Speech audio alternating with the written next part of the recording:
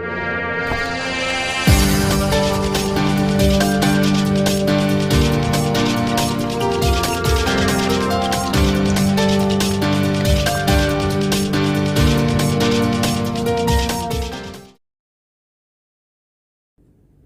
Friends, అందరికి నమస్కారం.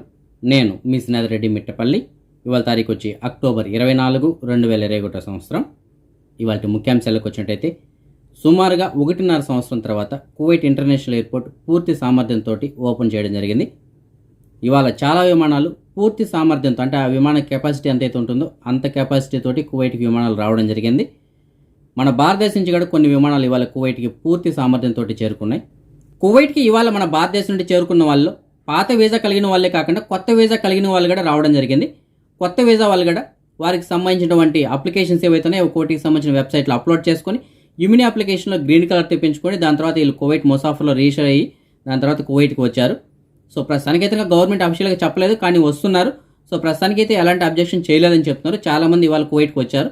మీరు కూడా ఎవరైనా రావాలనుకుంటే మీరు ధైర్యం చేసి ఇప్పుడు రావడానికి ట్రై చేయొచ్చు. లేదు కొద్ది రోజులు ఆగితే అఫీషియల్గా గవర్నమెంట్ ఏదైనా ఒక అనౌన్స్మెంట్ అయితే చేయొచ్చు. కానీ చాలామంది వస్తున్నారు. ప్రస్తుతానికి అయితే ప్రాబ్లం లేదు అని చెప్పేసి చెప్తున్నారు. కరోనా నుంచి కువైట్ తేరుకొని సాధారణ స్థితికి చేరుకుంటున్న సందర్భంగా కువైట్లో ఉన్నటువంటి యూనివర్సిటీలు సుమారుగా 1.5 సంవత్సరం తర్వాత పూర్తి సామర్థ్యంతో ఓపెన్ చేయబడ్డాయి. ఇవాళ సుమారుగా ఒక 30,000 మంది విద్యార్థులు యూనివర్సిటీలకి హాజరయ్యారు. కరోనా మహమ్మారి ప్రారంభమైన తర్వాత కువైట్లో ఈ అకామాల రెన్యువల్ అనేటువంటిది ఇబ్బంది పడకూడదని చెప్పేసి, అంటే కువైట్లో ఉన్న వాళ్ళు కావచ్చు, అలాగే బయట దేశాల్లో ఎవరైతే ఉంటారో వారు కూడా వారికి సంబంధించినటువంటి అకామాల్ని ఆన్లైన్ రెన్యువల్ చేయించుకోవడానికి ఆన్లైన్ సర్వీస్ అనేటువంటిది కువైట్ ప్రభుత్వం తీసుకొచ్చింది. దీన్ని తీసుకొచ్చిన తర్వాత చాలామంది వారి అకామాలని రెన్యువల్ చేయించుకున్నారు. ఇది చాలా బాగా సక్సెస్ అయింది. దీన్ని దృష్టిలో పెట్టుకొని కువైట్ ప్రభుత్వం ఇంకొక కొత్త సర్వీస్ని కూడా తీసుకోవడానికి ఆలోచిస్తున్నారు. దీనికోసం అని చెప్పేసి ఒక కొత్త యంత్రాంగాన్ని ప్రస్తుతానికి తయారు చేస్తున్నారు. అయితే ఈ కొత్త సర్వీస్ ఏమిటి అనేసి అంటే, ఇప్పుడు మనం అకామాలు అయితే ఆన్లైన్ రెన్యువల్ చేసుకోవడానికి ఆప్షన్ ఉంది. చాలామంది ఆన్లైన్లో రెన్యువల్ చేయించుకుంటున్నారు.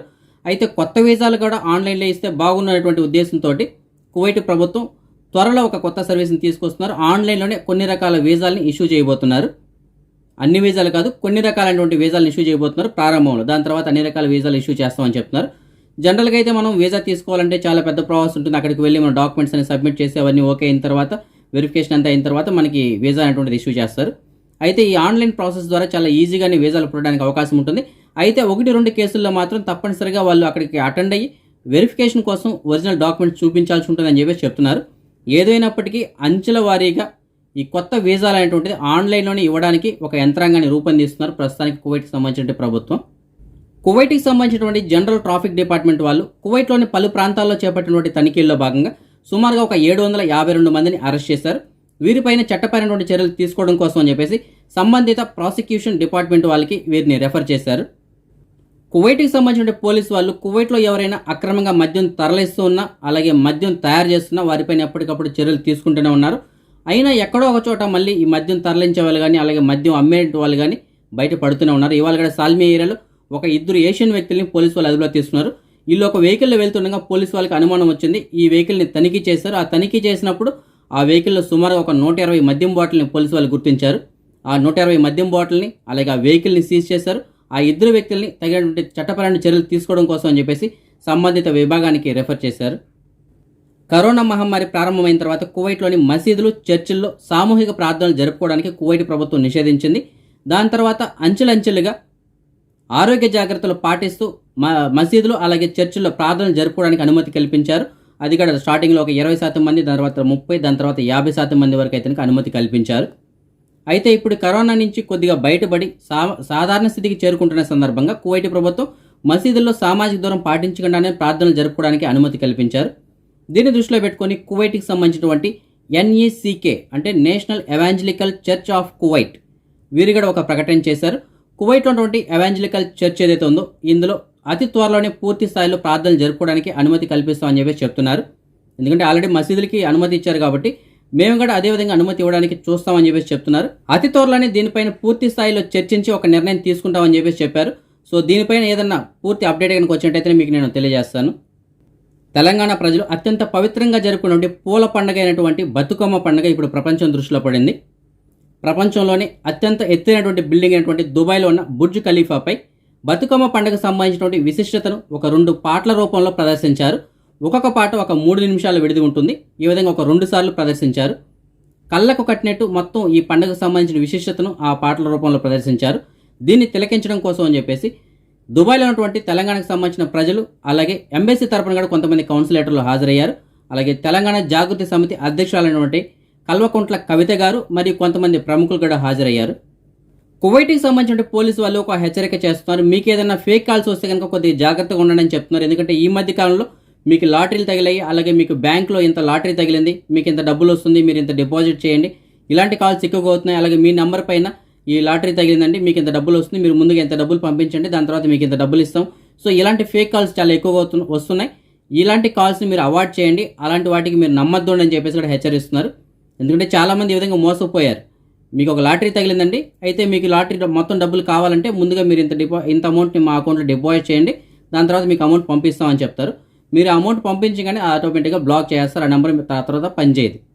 అలాగే కొంతమంది మీ మొబైల్ నెంబర్ మేము లక్కీ డ్రాలో తీసామండి, దాంట్లో మీకు ఇంత డబ్బులు వస్తుంది, అయితే ముందుగా మీరు మా నెంబర్కి ఇంత రీఛార్జ్ చేయండి, లేదంటే ఇంత డబ్బులు పంపించండి అని చెప్పేసి కొంతమంది కాల్స్ చేస్తుంటారు. అలాగే కొంతమంది మీ సివిలిటీ కార్డు బ్లాక్ అయింది, మళ్ళీ దాన్ని ఓపెన్ చేయాలంటే మీరు ఇంత అమౌంట్ మాకు పంపించండి అని చెప్పేసి అడగడం జరుగుతుంది. ఈ విధంగా చాలా రకాలుగా కొన్ని మోసపూరితమైనటువంటి కాల్స్ అయితే వస్తున్నాయి. వాటి దృష్టిలో మీరు పడి వాటి ద్వారా మీరు మోసపోకండి అని చెప్పేసి హెచ్చరిస్తున్నారు. అదే మనం ఈ మనీ ఎక్స్చేంజ్ విషయానికి వచ్చినట్టయితే ఒక కువైటీ దినార్ మన భారతదేశం రూపీస్లో 246 రూపాయలుగా ఉంది.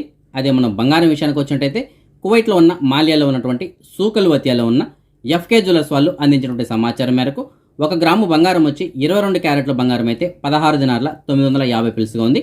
అదే 24 క్యారెట్ల బంగారం అయితే 17 దినార్ల 466 పిల్స్గా ఉంది. ఇప్పుడు మనం ఈ కరోనా వ్యాధికి సంబంధించినటువంటి అప్డేట్స్ చూద్దాం. ముందుగా మనం కువైట్ విషయానికి వచ్చినట్టయితే కువైట్కి సంబంధించిన ఆరోగ్య శాఖ వాళ్ళు ఇవాళ రిపోర్ట్ ఇంకా విడుదల చేయలేదు. ఇవాళ రిపోర్ట్ రాగానే నేను యూట్యూబ్లోని కమ్యూనిటీలో పోస్ట్ చేస్తాను, అక్కడ మీరు చెక్ చేసుకోవచ్చు. అదే మనం నిన్నటి విషయానికి వచ్చినట్టయితే నిన్న కువైట్ మొత్తం మీద సుమారుగా 25 కొత్త కరోనా కేసులు నమోదై 45 మంది ఈ కరోనా నుంచి కోలుకున్నారు. అలాగే దేశవ్యాప్తంగా ఈ కరోనా కారణంగా ఎలాంటి మరణాలు కానీ సంభవించలేదు.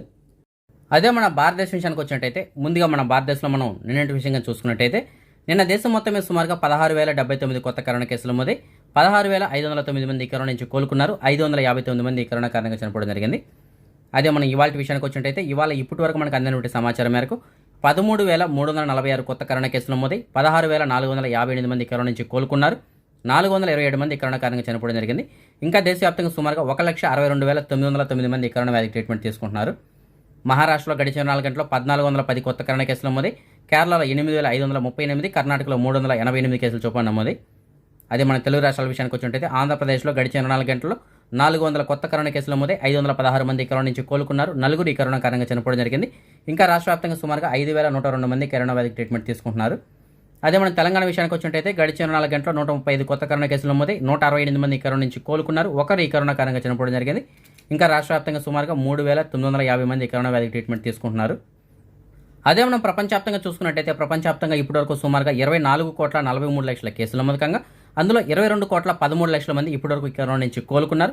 అలాగే సుమారుగా 49,62,800 మంది ఈ కరోనా కారణంగా ఇప్పటివరకు చనిపోవడం జరిగింది. అదే మనం నిన్నటి విషయానికి వచ్చినట్టయితే నిన్న ప్రపంచం మొత్తం మీద సుమారుగా 3,74,200 కొత్త కరోనా కేసులు నమోదై అందులో ఒక అమెరికాలోని 28,824 కేసులు నమోదై మన భారతదేశంలో 16,000, బ్రెజిల్లో 11,000, యూకేలో 44,500, రష్యాలో 37,000, టర్కీలో 26,000 కేసులు చొప్పున నమోదు జరిగింది. సో యూకేలో మళ్ళీ కరోనా కేసుల సంఖ్య కనుక పెరుగుతుంది. ఎందుకంటే అమెరికాలో ఎక్కువగా నమోదయ్యేది, ఇప్పుడు యూకేలో ఎక్కువగా నమోదవుతున్నాయి. మన సబ్స్క్రైబర్స్ చాలా మంది ఈ జాబ్ వేకెన్సీ గురించి వెయిట్ చేస్తుంటారు. వారి కోసం చెప్పేసి కొంత సమాచారాన్ని అందిస్తాను. అయితే ఎక్కడ వేకెన్సీ ఉంటే దానికి సంబంధించిన సమాచారం మాత్రమే నేను మీకు అందించగలను. దానికి సంబంధించిన పూర్తి వల్ల మీరే కాల్ చేసి కనుక్కున్నప్పుడు ప్రొసీడ్ అవ్వాల్సి ఉంటుంది. అలాగే నేను ఇచ్చిన నెంబర్కి మీరు ఎవరికైనా ₹1 డబ్బులు పే చేయాల్సిన అవసరం లేదు. ఒకవేళ మీరు ఎవరికైనా డబ్బులు పే చేసి ఆ జాబ్కి వెళ్ళినట్టయితే దానికి ఈ ఛానల్కి ఎలాంటి సంబంధం ఉండదు. అలాగే ఒకవేళ నేను కొత్త వీసాల గురించి చెప్పినట్టయితే ఎవరైతే ఇండియా నుంచి రావాలనుకుంటున్నారో వాళ్ళకి ఫోన్ చేసి పూర్తిగా కనుక్కొని మీకు వాళ్ళకి సమ్మతం అయితేనే అప్పుడు మీరు వీసాలు తీసుకోవడానికి ప్రయత్నం చేయండి. ఇవాళ కూడా మనకి కొంతమంది సబ్స్క్రైబర్లు జాబ్ వేకెన్సీలు ఉన్నాయని చెప్పేసి మెసేజ్ పెట్టారు. అందులో ఒక సబ్స్క్రైబర్ మనకి జాబర్ అల్ ఆలీ ఈ ఇయర్ నుంచి మెసేజ్ పెట్టారు. ఒక కువైట్ వాళ్ళంటే పిల్లలను చూసుకోవడానికి ఒక వర్కర్ కావాలని చెప్తున్నారు. జీతం అయితే కనుక సుమారుగా 270 దినాల వరకు ఉంటుందని చెప్తున్నారు. దీనికి సంబంధించిన పూర్తిల కోసం అయితే మీకు డిస్ప్లే కనబడుతుంది కదా, నెంబర్ కాల్ చేసి పూర్తిగా కనుక్కొని వెళ్ళగలరు. ఇంకొక సబ్స్క్రైబర్ మనకి అహ్మదీ ఏరియా నుంచి మెసేజ్ పెట్టారు. ఒక కువైట్ వాళ్ళంట్లో పనిచేయడానికి ఒక డ్రైవరు, ఒక వర్కరు మరియు దివాణిలో పనిచేయడానికి కూడా ఒక మనిషి కావాలని చెప్తున్నారు. మంచి జీతాలు ఉంటాయంట. దీనికి సంబంధించిన పూర్తిల కోసం అయితే మీకు డిస్ప్లే కనబడుతుంది కదా, నెంబర్ కాల్ చేసి పూర్తిగా కనుక్కొని వెళ్ళగలరు. ఇంకొక సబ్స్క్రైబర్ మనకి మెసేజ్ పెట్టారు. ఒక మతంలో పనిచేయడానికి ఒక వంట మాస్టర్ కావాలని చెప్తున్నారు. అయితే ఎవరైతే తనాదుల పైన వస్తారో అలాంటి వాళ్ళు మాత్రమే కావాలంట. దీనికి సంబంధించిన పూర్తిల కోసం అయితే మీకు డిస్ప్లే కనబడుతుంది కదా, నెంబర్ కాల్ చేసి పూర్తిలు కనుక్కొని వెళ్ళగలరు. ఇంకొక సబ్స్క్రైబర్ మనకి కురైన ఏరియా నుంచి మెసేజ్ పెట్టారు. ఒక కోయిటు వాళ్ళ ఇంట్లో ఒక 4 సంవత్సరాల పాపను చూసుకోవడానికి ఒక వర్కర్ కావాలని చెప్తున్నారు. జీతం అయితే కనుక సుమారుగా 250 నెలల వరకు ఉంటుందంట. దీనికి సంబంధించిన పూర్తిల కోసం అయితే మీకు డిస్ప్లే కనబడుతుంది కదా, నెంబర్ కాల్ చేసి పూర్తిలు కనుక్కొని వెళ్ళగలరు. ఇంకొక సబ్స్క్రైబర్ మనకి మహబూలా ఏరియా నుంచి మెసేజ్ పెట్టారు. ఒక ఫ్లవర్ షాప్లో పనిచేయడానికి 2 డ్రైవర్లు కావాలని చెప్తున్నారు. మంచి జీతాలు ఉంటాయంట. దీనికి సంబంధించిన పూర్తిల కోసం అయితే మీకు డిస్ప్లే కనబడుతుంది కదా, నెంబర్ కాల్ చేసి పూర్తిలు కనుక్కొని వెళ్ళగలరు. ఇంకొక సబ్స్క్రైబర్ మనకి జహరా ఏరియా నుంచి మెసేజ్ పెట్టారు. ఒక కోయిటు వాళ్ళకి సంబంధించిన దివాణిలో పనిచేయడానికి ఒక మనిషి అలాగే ఒక డ్రైవర్ కూడా కావాలని చెప్తున్నారు. మంచి జీతాలు ఉంటాయంట. దీనికి సంబంధించిన పూర్తిల కోసం అయితే మీకు డిస్ప్లే కనబడుతుంది కదా, నెంబర్ కాల్ చేసి పూర్తిలు కనుక్కొని వెళ్ళగలరు. ఇంకొక సబ్స్క్రైబర్ మనకి సబా హాల్ సాలం ఈ ఏరియా నుంచి మెసేజ్ పెట్టారు. ఒక కోయిటు వాళ్ళ ఇంట్లో పనిచేయడానికి 2 వర్కర్లు కావాలని చెప్తున్నారు. అయితే వీళ్ళకి కొత్త వీసాలు మాత్రమే ఇస్తామని చెప్తున్నారు.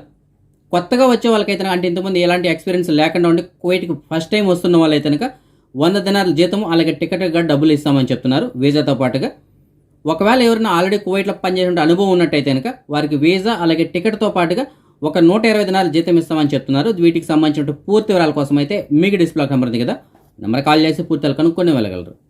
ఇంకొక సబ్స్క్రైబర్ మనకి మెసేజ్ పెట్టారు. ఒక కువైట్ వాళ్ళతో పనిచేయడానికి ఒక వర్కర్ కావాలంటే అయితే వీళ్ళు కొత్త వీసా ఇస్తామని చెప్తున్నారు. ఎవరైనా కొత్త వీసా పైన కువైట్ వాళ్ళ ఇంట్లో పనిచేయడానికి వస్తాం ఇండియా నుంచి అని అడుగుంటే మీకు డిస్ప్లే కనబడుతుంది కదా, నెంబర్ కాల్ చేసి పూర్తిలు కనుక్కొని వెళ్ళగలరు. ఇంకొక సబ్స్క్రైబర్ మనకి మెసేజ్ పెట్టారు. అతనికి డ్రైవర్ పని కావాలని చెప్తున్నారు. ఇతను ఆల్రెడీ కువైట్లోనే ఉన్నారు, కొత్తగా లైసెన్స్ వచ్చిందంట. సో ఎవరైనా కొత్త డ్రైవర్ని పనిలో పెట్టుకుంటామని అడుగుంటే మీకు డిస్ప్లే కనబడుతుంది కదా, నెంబర్ కాల్ చేసి అతనికి సమాచారం అందించగలరు.